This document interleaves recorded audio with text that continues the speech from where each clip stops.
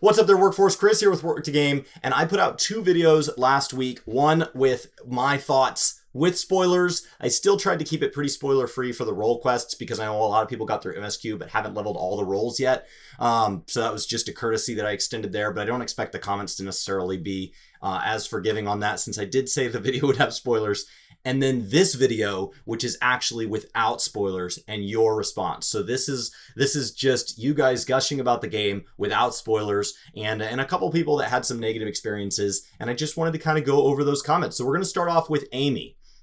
I hate Final Fantasy XIV. This game is so good. I wish I'd stopped WoW much faster. I'm now level 53 and cannot stop playing. I watched every single cutscene and read every single line from 1 to 53, which I never did in WoW. My favorite off quest was Hildebrand, and so yes.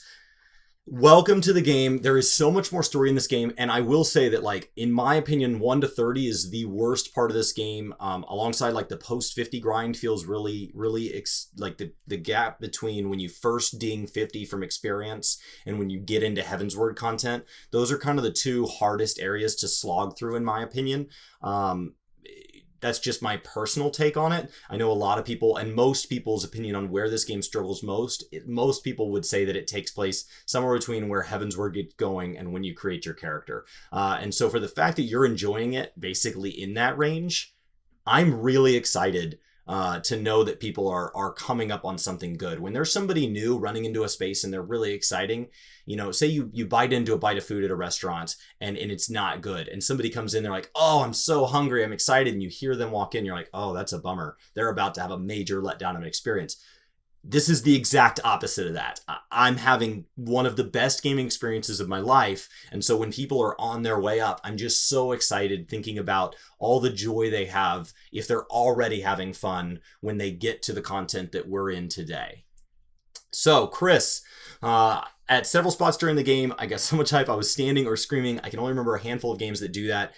Most of those experiences for me have been single player games, which, because I get so little time gaming and I value the time that I play with my friends because I get so little time to hang out with my friends, I end up kind of grouping those. And so I tend to only gravitate towards games that have a multiplayer component so that I can combine the time of, like, spending time with my brothers and spending time with games, since I really don't have time at this point in my life to be doing both.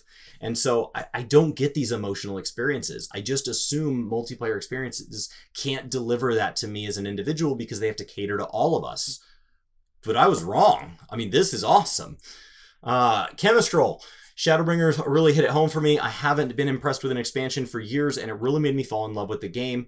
I was originally just expecting to enjoy the new skills for Machinist and White Mage, but the story is engaged in Dancer is seriously making me consider that playing as my main. There are so many battle system changes that, to the people that have multiple jobs at level 60 or above, which is technically everybody if you're willing to consider Dancer or Gunbreaker, it's an incredible time to consider maybe playing from a different perspective, maybe changing roles, at least changing classes. I get if you want to just stay with your main all the way through. I respect that. I stayed with my main from the time I picked up the game in 2.0 all the way through about halfway through Stormblood, and then I moved to Warrior, and then I'm staying with Warrior so far. But Dancer may cause, Gunbreaker may cause me to switch again. I don't know about Dancer yet. I'm enjoying it, but Gunbreaker is a serious contender. It's a lot of buttons, but it's really fun. Thanos. Haven't started Stormblood yet, and not that I don't trust you on the no spoiler, but I have to stop you on just amazing. We'll keep my hype for after the holidays. We try our best to do no spoiler here when we label it no spoiler. Now, there are exceptions to that, in that, like, when I do a trial guide, I say no spoiler, but then I have to show the boss model because I can't do a guide on how to clear the fight without showing the boss model. And trial fights in particular, if the story's building up to them, have a tendency of letting you fight really big, challenging things in the community. And so it's, you know, like, if you're fighting a boss in the lore and then you come up to a trial fight, there's a good chance that that's who you're fighting. And so seeing that too far in advance can really spoil it. And so, you know, we try our best, but definitely feel free to come back and watch our videos later. James, this is a longer one. Glad you enjoyed the Shadowbringers and the hype you share with the community. It's really contagious. We talked about that this week on the podcast with Ninja Invictus. So that'll be airing on, I believe, Monday. And how there's an importance to the streamer or the content creator having a relationship with the game Even if whether the game is good or bad, just that passion and stuff, it causes people to engage with the game a lot better, and it's not really something that can be faked. There isn't an amount of money that Square could have come and paid me to like their game, and instead they didn't pay me to play their game, and I do love it. And so that really comes across. It's hard to fake that. I have to say, I was personally a little disappointed, particularly towards the end. Without trying to spoil things for people, I felt it was a little rushed and it detracted from what could have been a really powerful ending. For example, a certain zone you walk into was stunning visually, and I was so pumped to engage all the side quests and really explore it. However, all that popped up was 3 Aether current quests, and the dialogue was over. I hope this is not the case. So, to stop you right there, I believe that you're talking about the final zone.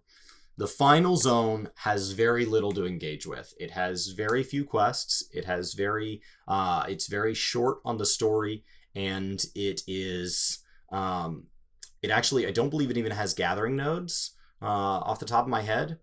And so that tells me that they spun that whole zone up for later.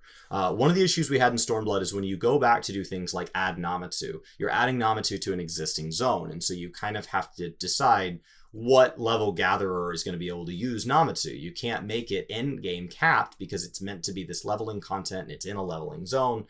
And it's the same with adding beast tribes later. Those beast tribes would need to be available at, the beginning of the expansion. So you'd need to make those, ideally, most beast tribes, you would try to target them as some form of leveling content, because historically XP has been one of the big rewards for them. But now that we know that they can do rewards besides XP on a major scale like Fates, it's interesting to think about a level 80 only beast tribe. It's interesting to think about level 80 only end game progression, like an entire Namatsu that's only unspoiled nodes.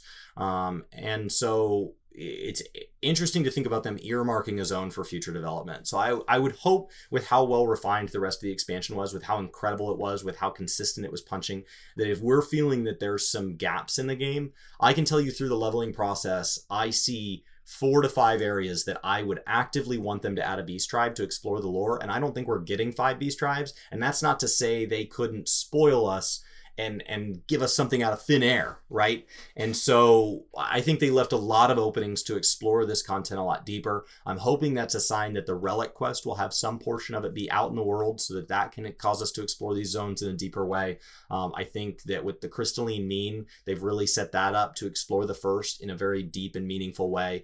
And so I really hope that that's what that is. And I hope that your fear is just a fear. I had a lot of those in Stormblood about what Shadowbringers could be versus what it might fail to be. And a lot of those fears have already been kind of abated. And I really hope that this fear is just something that's just, be patient. And I hope the devs are looking at it, they're like, oh, I wish I could tell you.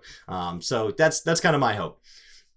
George, nope, too many rage quitters during new duties. Now, anytime there's new content, new trials, anything, there's going to be people who, if you don't clear it the first time, quit, especially if they've cleared it once or more times, especially if there's somebody who's played a lot of games so they don't struggle learning new mechanics on the fly.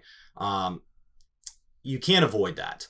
I don't think it ruins the gaming experience. I think the vast majority of things, I told people that I was new to a dungeon. That everybody in my dungeon had run before. They said, oh, be sure you turn your music on, and we'll tell you, stop and note the cutscenes. And they actually told me to run over a portion of the level at one point and said, hey, look at this wall over here. And I looked at that wall, and so they were kind of showing me things. It was like getting a tour with Ethos, and they were really welcoming and great. And I hope that continues for weeks and months to come as people get into the game and are slow to get through that story compared to the people who are able to just power through it, especially those of us that are lucky enough to have a form of employment that allows for that. So I get the frustration with it. I don't think that there's enough of it going on that it's worth quitting the game. That's just my personal opinion. Sorry, George. Herb, it's time for spoilers. I want to hear them talk. It's been long enough. So I've already put out one on spoilers since this video went live. So hopefully that kind of tackled that. And it does bring up an interesting question. When can we start to spoil this? When can we start to ask the questions that I'm having without labeling them as spoilers? When can I start to put up a video that says, I want to know more about X group, and the title itself says that the story is obviously asking questions about X group, because there is a group of people in the game that I want to ask more questions about, that we got to explore in a deeper way, that just made me interested in them. And I've always known they existed, but now I'm really curious about their history and about what their limitations are and about, you know, rise and fall of power within them, and just everything that would be tracked in the history of a people that maybe I feel the game hasn't totally documented for me. And some of that may have been stuff I skipped, but I would love more in Shadowbringers to explore really deeply in that group. When can I start to talk about that? What do you guys think? Is that 2 weeks? Is it 4 weeks? Is it 5.1? Is it, you know, like, what is it? Can I talk about 5.0 once 5.1 drops? Like, where's the line? Would love to know y'all's opinion. I don't think there's a finite answer, but it's definitely an interesting discussion. Lord Benjamin Salt, to say if you don't like this, you don't like MMOs, seems a little odd when there's many different MMOs that offer different focuses. So perhaps that statement was just a little too broad. So what I meant when I said that if you don't like the Shadowbringers leveling experience, then you might not like MMOs. What I mean is you probably don't like current MMORPGs. When I say the word MMO, I mean MMORPG, because I grew up during a time when MMO meant MMORPG, and MMORPGs are supposed to deliver a handful of things, in my opinion, to be successful. They need to have engaging content during the leveling that allows you to get to cap. They need to have engaging content at cap that causes a reason for you to not just quit playing because you hit cap. They need to allow you to play with others, but not fail to play, not have progress if you log on and you just want to do something by yourself. There needs to be enough solo content in the game, things like going out and gathering and all of that. It needs to have engaging side systems so that when you don't want to do the mainline PvE content, so that's everything from professions in games to mini games in games to PvP in games, where you can go off and get lost in something that's not traditional dungeons and raids and things like that. And then it all needs to be set in a beautiful place with aesthetics that appeal to you. So that's your character aesthetics, that's the world aesthetics, that's the music, in my opinion. There needs to just be this immersion that's offered that you can get excited about. And that doesn't matter on the graphic style. That can come from cel shaded, that can come from realism, it doesn't matter as long as you find it immersive and engaging. So even top down, where it's a 16-bit, can be fun and engaging. I find the old Zelda games really engaging. And so it just has to be something that you get lost in. And so those are the things that I think make a great MMO. And within that, we've defined those things over the years as MMOs have changed and as they have shifted. An MMO, to be successful today, a brand new one on the market, needs to be very different than if you go back in time and release one in 2005, you know, fresh off the heels of WoW. And so if you don't like what MMOs are now, that's totally fine. Thankfully, things like Classic and 11 and stuff are around, and you can go do that. But in my opinion, then that might be a sign that this genre isn't for you. And so if you don't like those things, and to take it one step further, I think Shadowbringers checks every single one of those boxes. So if you're looking for a test of, do I like those things? I think Shadowbringers might be that test. If you had the ability to join in the game and play in Shadowbringers and play the full engagement from the moment you zone into the first through the level 80 content, do a couple of weeks of clearing clearing trials, let's get into the raid and stuff. If you don't like this, I don't think it's Final Fantasy's fault. I think that maybe this genre just isn't for you, because I think it knocked the genre out of the park. That's my personal opinion. I just really feel that it totally sums up what an MMO in 2019 needs to be.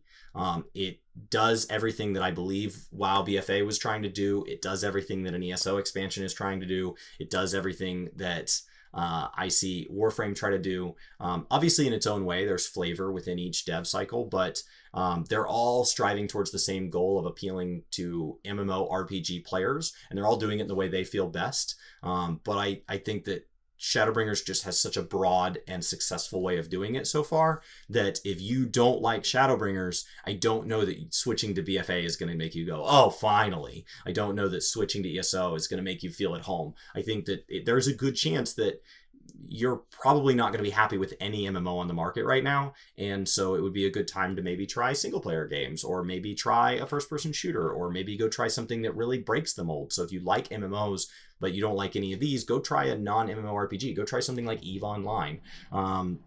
Something that really breaks the mold. So that's just my personal opinion. Hopefully that elaborated just a little bit more on kind of what I meant by that. And so let's go ahead and keep moving. Kazumi, one bad thing I can say to this show should be set the bar too high. I don't think they can top it. That is a legitimate fear. If you haven't experienced this good, can it happen again? And so I think the answer to that is don't worry about that. Just savor what we have while we have it, and just know that we may never have a time this good in gaming again. That doesn't mean we can't have good gaming, right? It can be a really beautiful day outside and you can still have a blast outside and go for a walk and have a picnic and eat outside and enjoy your day. But every once in a while you get that perfect day and the weather's right and you feel good and you're doing something that you really like. You know, I'm out there, I'm playing with my dog, I'm with my friends, I'm having a blast, and the weather's pristine. And those days are just something to be cherished. It's not a bad thing that we don't get those days all the time. I can still have a whole lot of really good days before I get to another one of those. And so I would just say that 6.0 can still be good without beating Shadowbringers. Shadowbringers set the bar high enough that there's still a lot of room between it and good. But yeah, I think this is a legitimate fear. How do they top this from here? How do they even top it with content patches? How do they even live up to this for 2 years straight? They set the bar. Keep hitting it, guys. David, the feels, so many feels. It's been wonderful to see how much passion this has brought out of the community. It's been exciting myself to be passionate about a game like this. I've tried and tried to care about story in this game, and it just hasn't done it for me. Now, this game is broad enough. I've enjoyed this game without it. So people say that, if you don't like story, you can't like this game. Oh, I disagree. I like Final Fantasy XIV, and I haven't always found the story engaging. Shadowbringers, on the other hand, really got me. And so it just added a layer of depth to a game that I already liked without it. Even if the story hadn't been good for Shadowbringers, I think the battle content's good enough. I think that the gathering and stuff has been fun enough. I think the zones are engaging enough. If the story had just been ARR all over again, I could have personally still found joy in the game. But the fact that that's not what it was, awesome. And that's it, guys. My name is Chris with Work2Game. I love going over these comments with you guys. There are so many. Bryan and I do our best to read all of them. We try our best to respond to many of them, and community feedback is our time that we try to take at least one video a week, sometimes more, sometimes we miss it because there's just a lot going on, and really come back and continue the conversation, because obviously when I record a video, I only know my side of it. So I state my opinions, and I sometimes ask questions and all of those things. And even in guides, I state everything I know, but then there's still so much more knowledge out there. And so in the comment section, that's where you guys really get to expand on that. And that's where it becomes much more of a conversation, especially when it turns into these big long threads where there's this back and forth and people's minds are kind of slowly changing. And it's a really neat thing to see happen, especially when everybody's being respectful, even when they disagree with each other. It's just awesome. It's Bryan and I's favorite part of this channel. It's 100% why we got started doing this in the first place. We were already having conversations about gaming with each other, and we just wanted to share it with other people, and our wives were tired of hearing about it. So it's really awesome to get to share such an amazing experience as Shadowbringers with you guys. I can't imagine having enjoyed this expansion more without you. I think that having this community has made this expansion just that much better, and I really appreciate it. So have a fantastic day. I'll see you next time. Hey, it's me. Thanks so much for watching this video. You should click here to subscribe and here to maybe check out some more of our videos. So again, thanks for watching. We hope you like this video. We hope you subscribe and join our community. Let us know in the comments below what you think, and we'll see you next time. Bye.